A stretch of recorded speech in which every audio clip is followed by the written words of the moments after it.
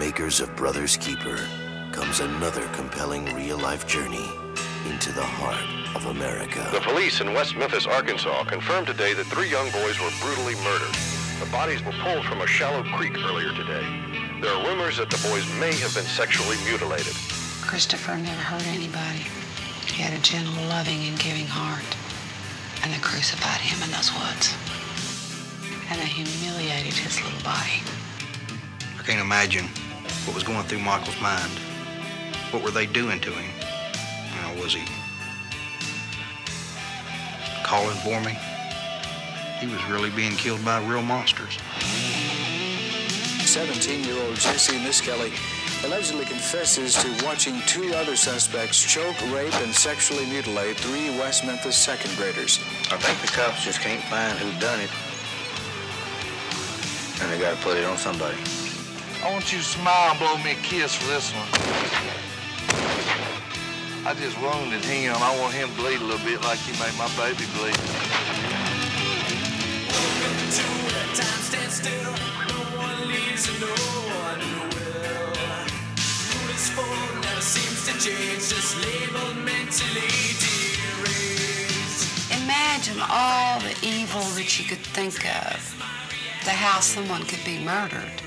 And that's how these 3 children died. He had told us that he had attended some satanic cult-type meetings. The animals had been killed and eaten by the members. Have you ever participated in any type of human sacrifice? No, I have not. He's got the motive.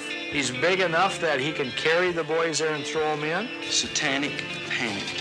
Yeah, that's a scary thing. But it's a scarier thing to convict someone with no evidence.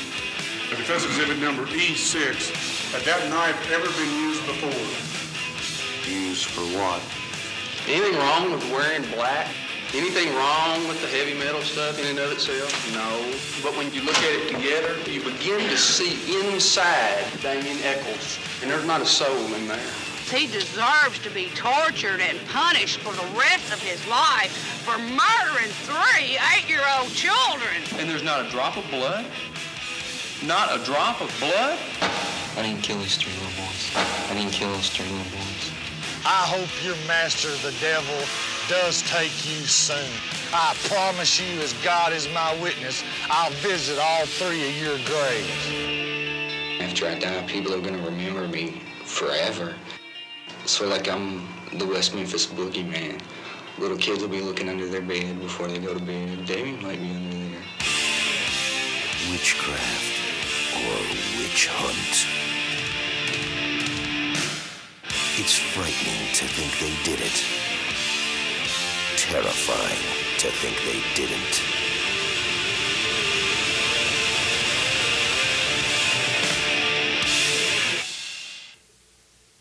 We're back with Bruce Sinofsky. Bruce, that was really graphic. Let me ask you this. As you moved through the whole process of filmmaking, and once you had everything together, what did you do about distribution, paying for it, or what have you? Give me the whole. Well, the genesis of the film, I mean, it was fully financed by HBO, and it had 2 or 3 broadcasts, I think, in June of this year. It was a very highly rated in success. I think it's the highest rated documentary HBO had ever had. But what Joe and I had negotiated with HBO before we started production was, if it was completed and it was a good film, we wanted to have the right to distribute the film in theaters. Now, this is the first time that an HBO film fully financed by HBO had ever been released theatrically.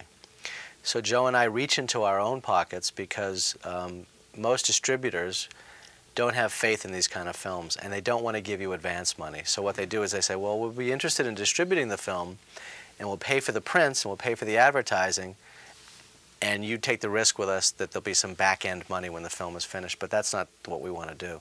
So Joe and I have spent about, at this point, $200,000 in blowing up the film to 35, getting it into the theaters. This film will play about 350 cities by the time we're done.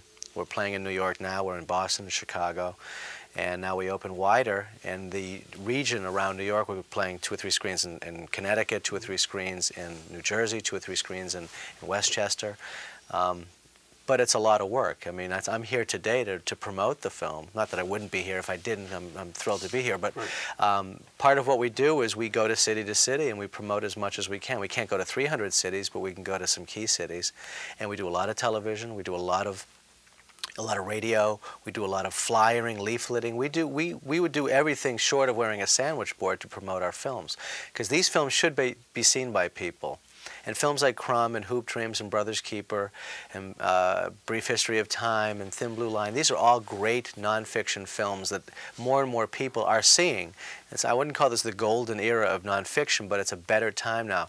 It's easier to get your film into theaters, you know, as we talked about the Claridge and all these other theaters around the state, than it was 10 years ago. And I think it's good. I hope that 3 years from now, when we have another film that we're completing, that we'll have the same kind of opportunity to have it shown in a theatrical venue.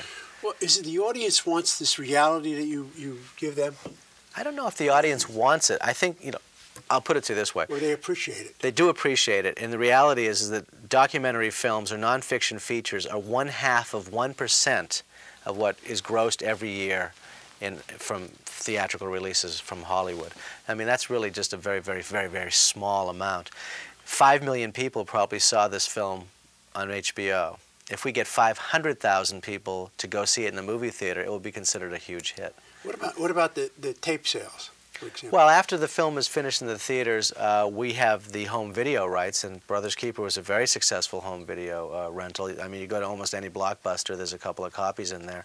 We'll be doing that again. We haven't chosen who's going to release it in home video, because if the film does really well, we'll get a better deal at the end, because we'll have been seen in a lot of markets. The more successful it is, the better deal you get. Absolutely. You can get a bigger advance, and you have a little bit more power in how it's packaged and promoted. Well, could we talk a little bit about the independent filmmaker, if you will? Sure. Not only the documentarian like yourself, but perhaps the John Sayles, the Woody Allen. Where is that market going? Do you have a perspective on that? I think the independent art film scene is changing a lot. I mean, there was a time where like Miramax and Fine Line and Sony Classics were putting out low-budget or lower-budget art films. The reality is that there's no real place for art films. There are some smaller distributors that are promoting the work, but there was a time where Miramax was this powerhouse in putting the best art films out there. Now they're owned by Disney. Now they're as mainstream, frankly, as any of the films that are putting out. There's no difference really between Pulp Fiction and First Wives Club in terms of the amount of theaters it plays and the way it's promoted. It's big budget, too. Yeah, it's also very big budget. Right. John Sayles stays true to his art form. I mean, even though his budgets have increased, the integrity of the work has remained the same. Same with Woody Allen and other people like that. It's being able to tell a studio, this is the way I'm going to do it, or I'm not going to do it. That's what being independent is. It doesn't have to be low budget to be independent. I think this is a good time for independent films, but your audiences have to realize that there's a glut of product out there. When we went to Sundance, which is a very important film festival in January, Robert Redford's festival, we were one of 18 nonfiction films that were selected of the 300 that applied. And in the fiction category, 18 films were selected for about 350 entries. That means 700 films were completed and less than 40 were selected. That means, where do those films go? I mean, a lot of those films disappear and are never seen. It's a very competitive and difficult business, and so right now, if you look in the movie theaters, there's a glut of product, and it's harder to stay on screen, and it's harder to get on screen. So, and when you see that a film like Paradise Lost is playing in your town, you should try to go see it within the first 2 weeks, because after that, it's gone, because they can't hold the theater. Does this improve the product, this competition? Yeah, I think so on a certain level. I think when you're making a film, you have to have a healthy enough ego to enter into the thought that your film might not be seen by anybody, even though you made a good film. I think Joe and I, when we're thinking, we're always thinking theatrical. Even when we're shooting, we're thinking about editing. We're thinking about making sure we have all the elements we need. It's hard to get a film out there, so even though we self-distribute our films, we're successful in other parts of our lives, meaning we do commercials and corporate films to finance our theatrical releases. I think it's a good time right now to be a filmmaker. there's probably too many of us out there, and it becomes harder and harder to get it on screen. But I think what's getting on screen is probably a little bit better in the art community than it was maybe 5 years ago. We'll pick that thought up in a moment. Okay. We'll be right back.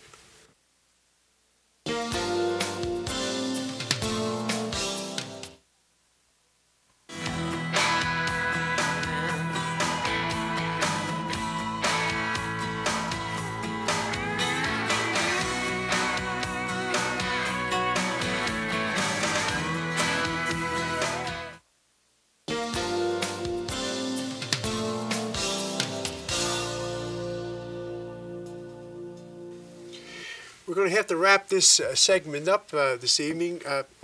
Bruce, I got another 3 pages of questions and things to talk about. But before we go, I want you to reintroduce us to the website that you have. We have a website for the film. After you've seen it, it's great to see what's happening. It's an ongoing interactive website. It's http://www.gothamcity.com/Paradise Lost/ as you can see it up on the screen there. It's updated constantly as to what's happening in these lives of these people. And you're going to put on what your verdict was. It's in there. It's in there. Yeah. Okay. Our point of view is always in there. It's great being here. I appreciate the time, and been nice seeing you. And congratulations. Thank you very much. Lots of luck with the film. And people go see it in the theaters, please.